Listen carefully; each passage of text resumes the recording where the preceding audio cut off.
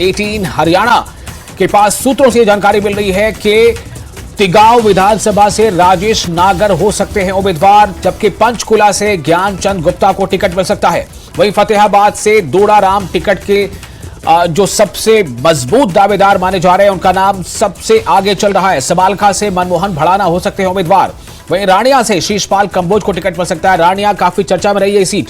रानिया से शीशपाल कंबोज को टिकट मिल सकता है, जबकि सिरसा विधानसभा से गोपाल कांडा चुनाव लड़ सकते हैं। सूत्रों से यह जानकारी मिल रही है।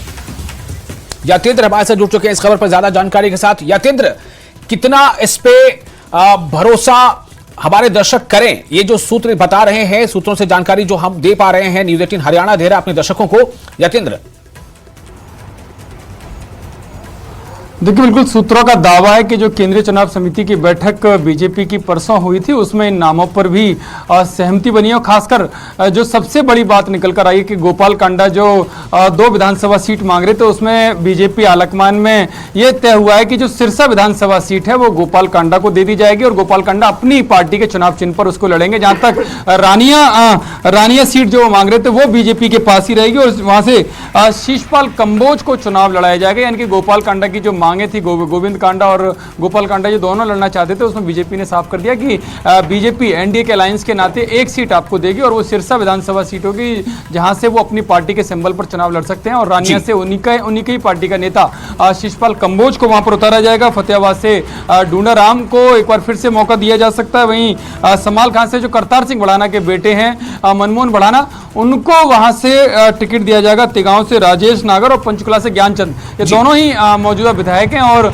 इन दोनों पर एक बार फिर से बीजेपी भरोसा जता सकती है। क्योंकि जहां तक सूत्रों की बात है तो जो अंदर की खबर है, न्यूज़ 18 हरियाणा के पास पहले भी सूत्रों ने जो दावा जिन सीटों को लेकर किया उन पर मोहर लगती हुई दिखाई दी है। तो उम्मीद है कि जब भी लिस्ट आएगी, क्योंकि अब आगामी बैठक जो कोर ग्रुप की होगी, क्योंकि चुनाव समिति की बैठक अब नहीं होगी, अब कोर ग्रुप की बैठक होगी, वो 1 तारीख या 2 तारीख को हो सकती है और उसके बाद ही बीजेपी लिस्ट जारी करेगी। क्योंकि बीजेपी अध्यक्ष नड्डा दिल्ली से बाहर हैं, वो पालक्कड़ केरल में संघ की समन्वय बैठक में भाग लेने पहुंचे हैं। उनके वापस लौटने के बाद ही अब दूसरी बैठक यानी कि जो अगली बैठक है टिकटों को लेकर वो तब होगी।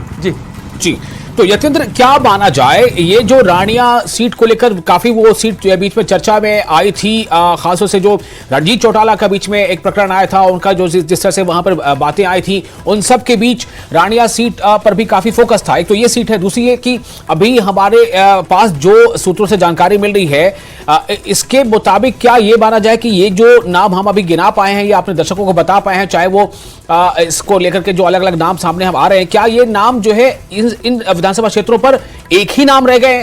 क्या और कोई दावेदार मजबूत इन नामों पर नहीं है? चाहे वो तिगांव हो, चाहे वो पंचकुला हो, चाहे वो फतेहाबाद हो या रानिया हो।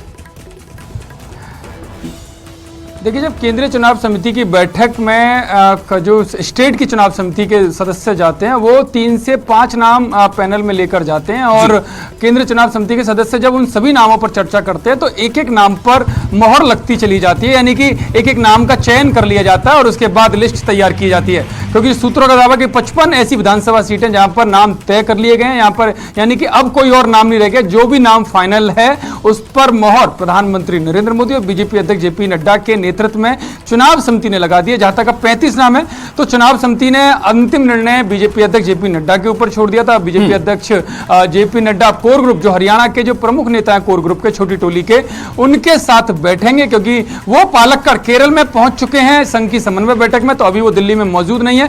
जब 1 तारीख या 2 तारीख को वो वापस लौटेंगे तब चुनाव समिति के जो हरियाणा चुनाव समिति के लोग हैं, प्रमुख लोग, उनके साथ अलग से फिर से बैठेंगे और जो 35 नाम है उनके साथ वो चर्चा करेंगे। क्योंकि 35 नाम पर अभी भी 2-2, 3-3 नाम का पैनल है। उनमें से उन नामों को सेलेक्ट किया, एक नाम को सेलेक्ट किया जाएगा, उस पर मोहर लगेगी। जब सारे नाम 90 नाम एक हो जाएंगे, 90 की 89 नाम, क्योंकि एक सीट गोपाल कांडा की पार्टी को दी जा रही है, तो 89 नाम पर बीजेपी अपने सिंबल पर चुनाव लड़ेगी और उन नामों की लिस्ट एक बार में जारी कर दी जाएगी। जी यतेंद्र, बहुत शुक्रिया आपका तमाम जानकारी के लिए। तो हरियाणा बीजेपी के संभावित उम्मीदवार, कई सीटों पर संभावित उम्मीदवारों के नाम जो सूत्रों के हवाले से बड़ी खबर आ रही है, न्यूज़ 18 हरियाणा आपको दे रहा है कि तिगांव विधानसभा से राजेश नागर हो सकते हैं उम्मीदवार।